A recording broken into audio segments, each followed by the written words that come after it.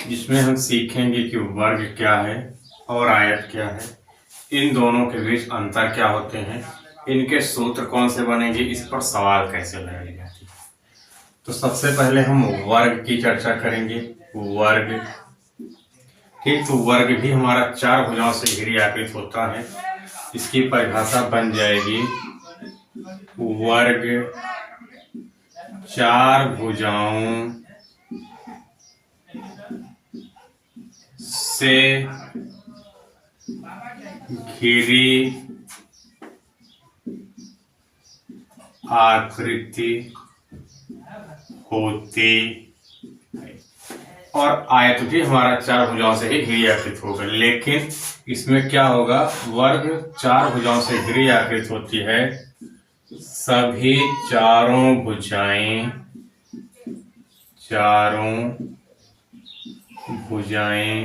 क्या होती, समान होती हैं या बराबर होती हैं, बराबर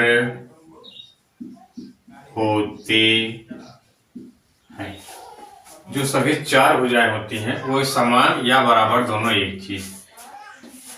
जैसे ये 5 सेंटीमीटर, तो ये भी भुजा आपकी 5 सेंटीमीटर, ये भी भुजा 5 सेंटीमीटर और ये भी भुजा 5 सेंटीमीटर हो जाएगी। तो यहाँ क्या होगा, ए बी सी डी, ये भी आपकी 5, तो ये भी 5 और ये भी 5, ये भी 5। ऐसा नहीं कि 5 ही होगा, अगर ये 6 है तो ये भी 6, ये भी 6 और ये भी 6, ये 7 रहेगा तो इसकी सभी भुजाएं क्या होंगी, 7।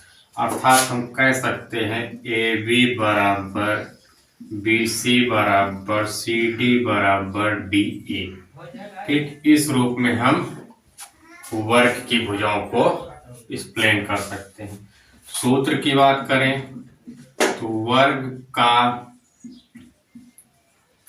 परिमाप का सूत्र बनेगा आपका 4 गुणे भुजा। और क्षेत्रफल की बात की जाए तो वर्ग का क्षेत्रफल बनता है भुजा गुणे भुजा, या ऐसे भी लिख सकते हैं भुजा का वर्ग। तो ये किसका था, वर्ग का था। अब आयत का आइए जान लेते हैं, आयत की परिभाषा क्या बनेगी और कौन कौन से अंतर आयत में आपको देखने को मिलेंगे।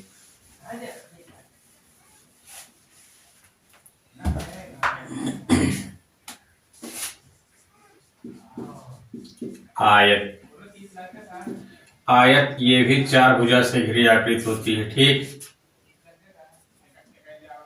तो हम लिखेंगे क्या, यह एक चार भुजा से घिरी आकृति होती है। और इसकी चारों भुजाएं आपस में बराबर नहीं होंगी। यहाँ पे क्या होंगी, इसकी आमने और सामने की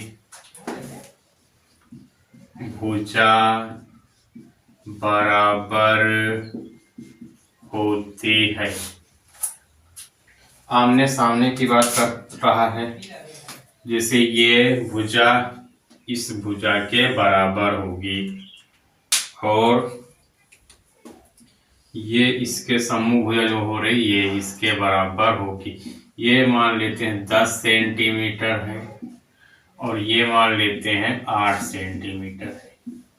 यहाँ नामकरण में ए बी सी और डी लिख लेंगे।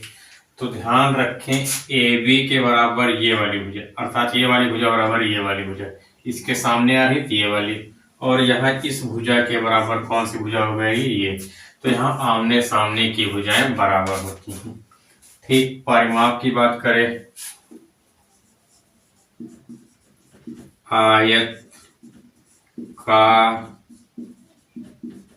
परिमाप का सूत्र होता है दो ब्रैकेट के अंदर में लंबाई धन चौड़ाई। और क्षेत्रफल की बात करें, आयत का क्षेत्रफल बराबर क्या हो जाएगा, लंबाई गुणे चौड़ाई, लंबाई गुणे चौड़ाई। ठीक, अब इस पे जो सवाल बनेगी, एक एक सवाल हम सबकी देख लेते हैं, एक आयत की और एक वर्ग की। और उसका क्षेत्रफल कैसे निकालते हैं, परिमाप कैसे निकालते हैं, इस पर भी हम अध्ययन करेंगे।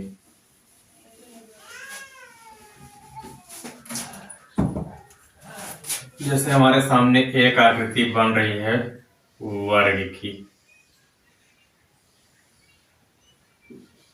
A B C D.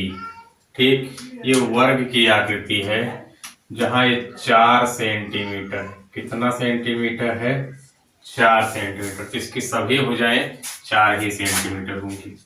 और इधर हम एक आयत बना लेते हैं, ये आयत बन गया ए बी सी और डी। और यहाँ इसकी भुजा हम 10 सेंटीमीटर लंबाई मान लेते हैं, चौड़ाई 5 सेंटीमीटर।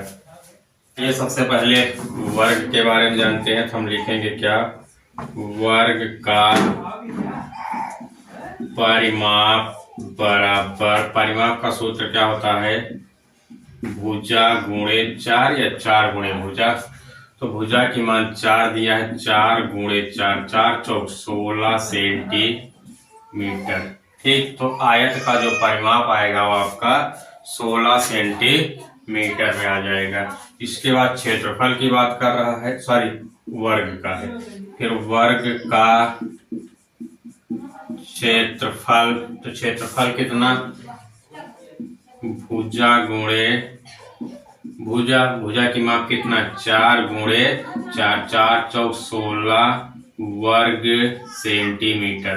ठीक, यहाँ भुजा समान थी, 4 ही थी, इसलिए दोनों का उत्तर सेम आ गया। अब आइए आयत में चलते हैं।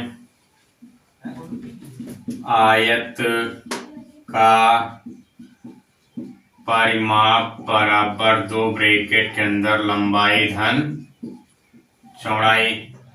तो दो लंबाई कितना दिया, 10, और चौड़ाई आपकी कितना है, ये 5, तो 5 लिख लेंगे। तो 2, 10 और 5 कितना हो जाएगा, 15। इसका गुणा करा देंगे तो 2 गुणे 15, 15 दूनी 30 सेंटीमीटर। अगर आयत के परिमाप की बात करेगा तो 30 सेंटीमीटर आ जाएगा। और आयत का क्षेत्रफल अगर पूछता है, आयत का क्षेत्रफल, तो क्षेत्रफल का सूत्र जैसा कि हम पहले बताए थे, लंबाई गुणे चौड़ाई होगा, लंबाई गुणे चौड़ाई। तो लंबाई 10 सेंटीमीटर, 10 गुणे चौड़ाई कितना है, 5, तो 10 25 50, यहाँ वर्ग सेंटीमीटर हो जाएगा। ठीक, क्षेत्रफल जितने भी होंगे ये वर्ग सेंटीमीटर होंगे या सेंटीमीटर स्क्वायर ले सकते हैं।